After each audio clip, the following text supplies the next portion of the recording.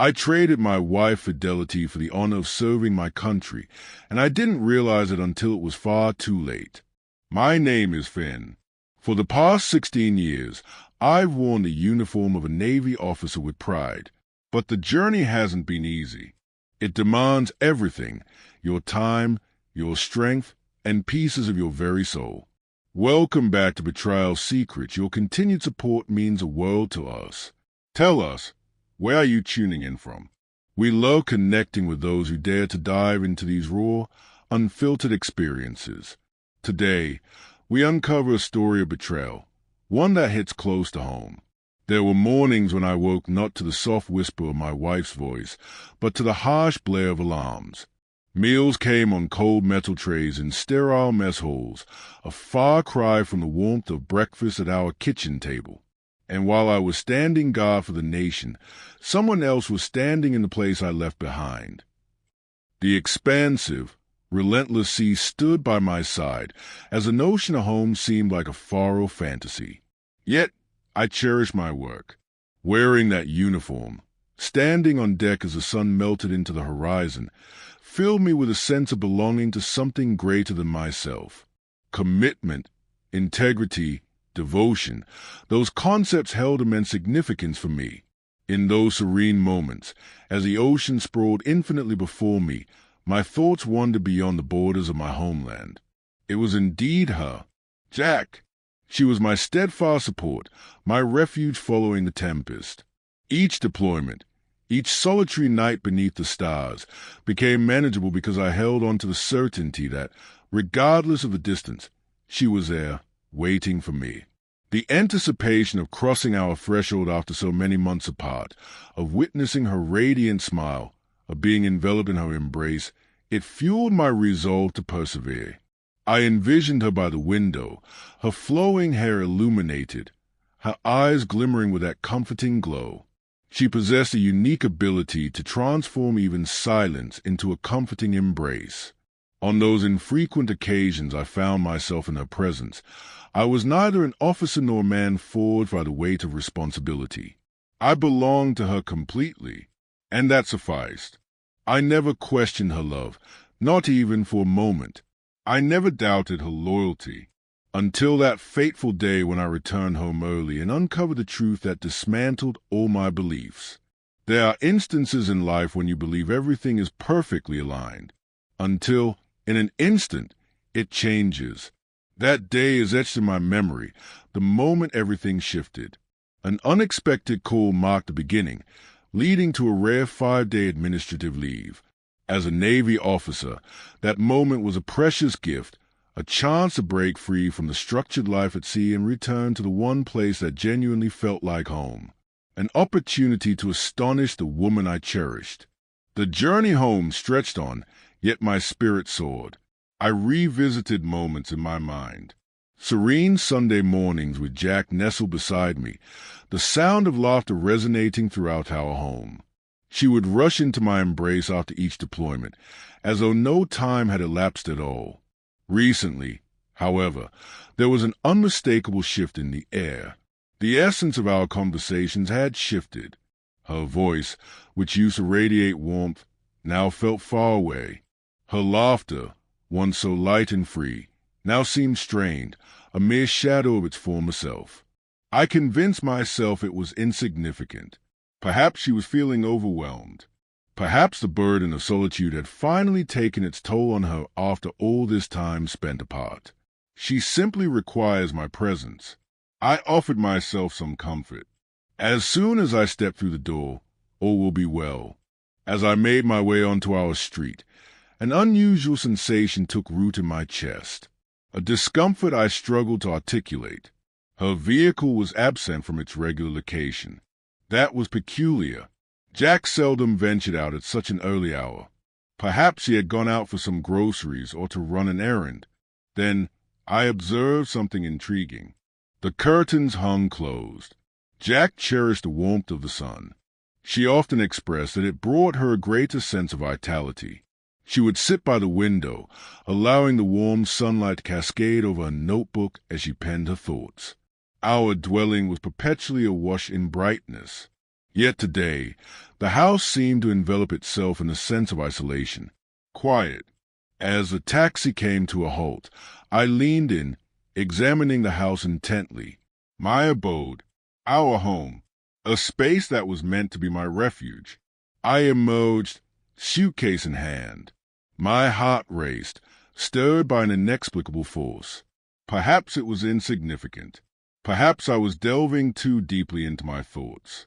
Perhaps, beneath the surface, I had always been aware. There exists a particular silence that lacks tranquility. It seems off. Upon entering, I noticed a comforting embrace of home was absent. There is no gentle melody emanating from the kitchen. The air held no trace of Jack's fragrance. No inviting voice echoing my name. Only quietude. I placed my bag down with care, attuned to the sounds around me. The house was not devoid of life. A sensation washed over me. Something in the air was off. That's when I noticed them. A pair of sneakers by the door.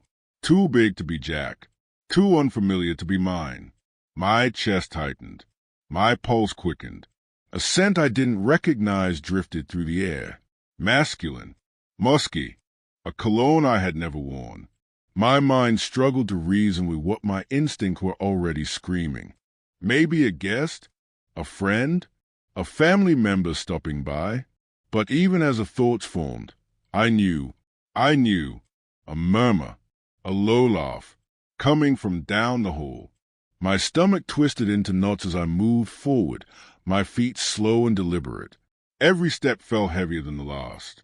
The hallway stretched endlessly before me, each breath harder to take. Then I reached the bedroom door. It was closed. I hesitated, my hand hovering over the knob. I wanted to believe I was imagining things. That I was wrong. That I'd open the door and find nothing but my own paranoia staring back at me. But deep down, I already knew what I was about to see. I pushed the door open, and there they were. Jack, a man I had never seen before, tangling together in our bed. Time slowed. My world tilted. Every certainty I had ever known crumbled in an instant. The man, tall, broad, dark-skinned, froze, his body tense with guilt. Jack, my wife, the woman I had trusted with my life, stared at me with wide, horrified eyes. I heard nothing, felt nothing.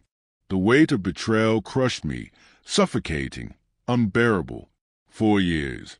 I had faced storms at sea, brave battles that pushed me to my limits. But nothing had prepared me for this. She opened her mouth, but no words came. I should have yelled.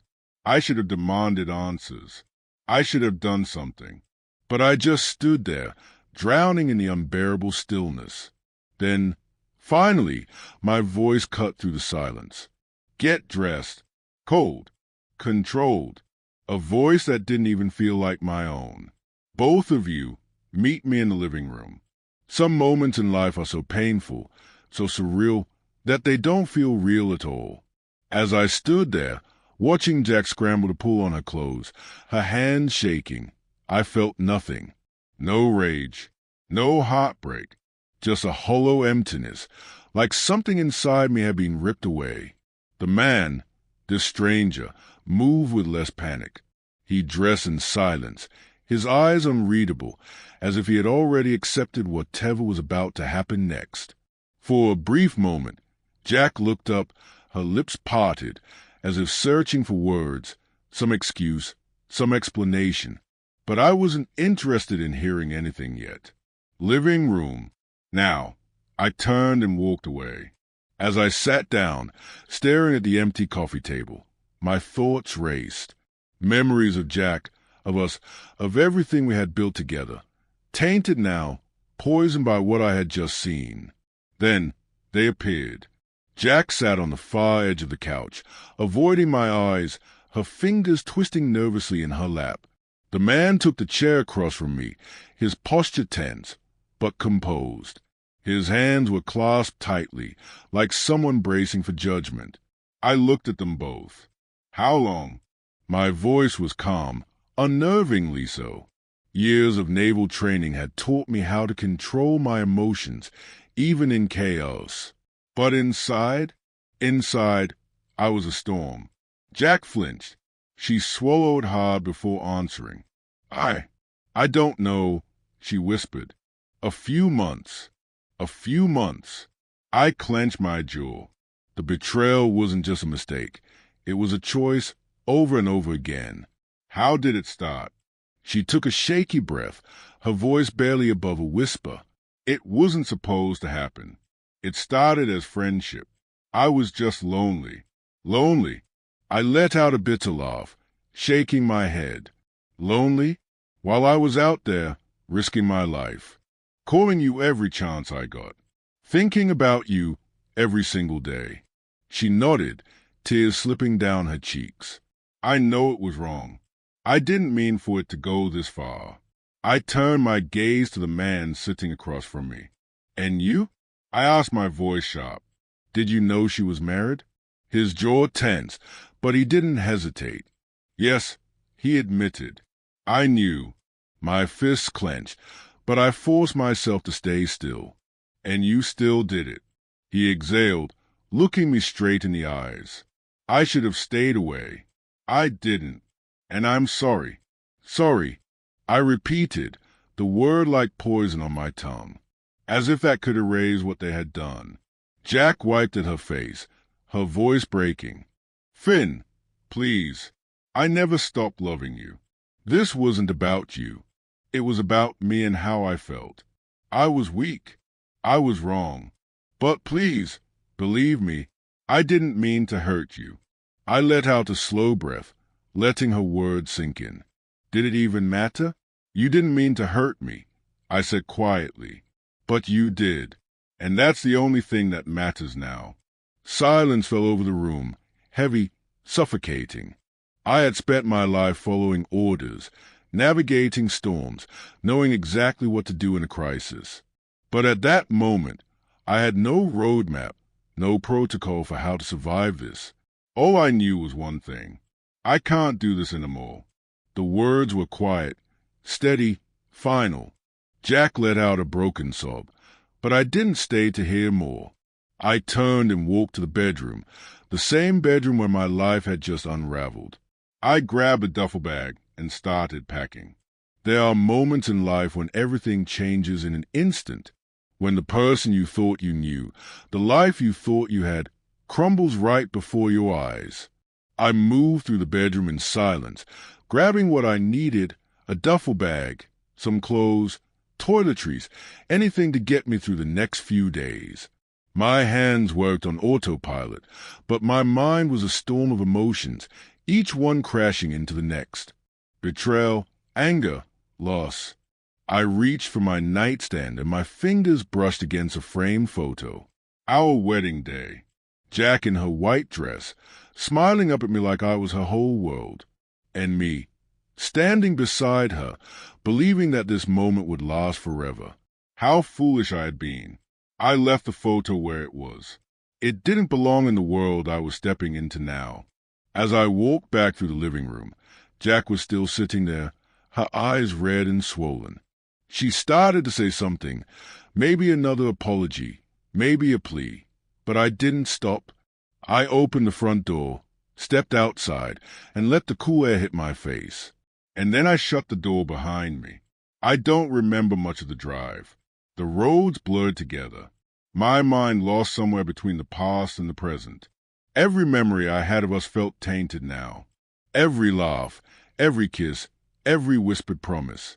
How many times had I told her I would always come home to her? And how many times, while I was gone, had she invited someone else into my place? I should have felt rage. Maybe in time, I would. But in that moment, all I felt was emptiness. I checked into a small motel near the naval base. It wasn't much, a tiny room with peeling wallpaper and a bed that creaked under my weight. But it was quiet. And right now, that was all I needed. For the first time in years, I had no plan, no orders to follow, no mission ahead, just a devastating realization that the life I had built was gone. Filing for divorce wasn't an easy decision. For 15 years, I had trusted Jack with everything. I had believed in her, in us. I had thought that no matter how far I traveled, no matter how long I was away, we would always find our way back to each other. I was wrong. Trust is like glass. Once shattered, you can try to piece it back together, but the cracks will always be there, reminding you of what was lost. And I couldn't live like that.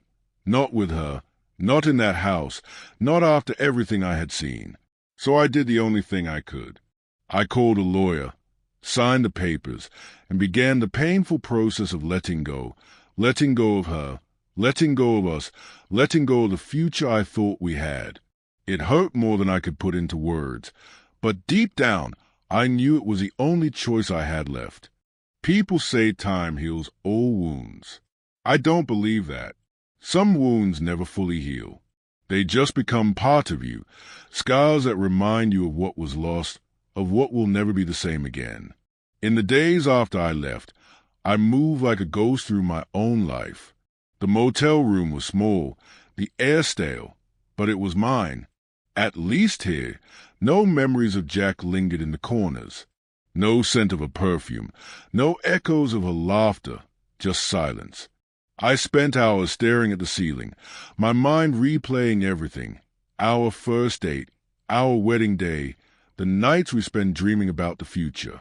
And then, like a cruel contrast, the last image I had of her tangled up with another man. There was nothing left to salvage. So I did what I knew best. I kept moving forward. Divorce papers were signed. The house, once a home, was no longer mine. And Jack, well, Jack became just a chapter in my past. The ocean called me back, as it always did. Out at sea, there were no betrayals, no false promises. The waves were ruthless, the storms unforgiving, but at least they were honest. The water didn't pretend to be something it wasn't. I found a strange comfort in that. Out there, I knew where I stood. And for now, that was enough. Betrayal is a wound that cuts deep. It shakes the foundation of everything you thought you knew, leaving you to rebuild from the ground up. But perhaps the hardest part isn't losing someone. It's losing the version of yourself that believed in them. Maybe you've been there too. Maybe you felt the weight of a trust broken, a love shattered. So tell me, how did you find your way forward? Let's share our stories. Let's remind each other that even in loss, we can find strength. Drop a comment below. And as always, thank you for joining me in Betrayal Secrets. Until next time.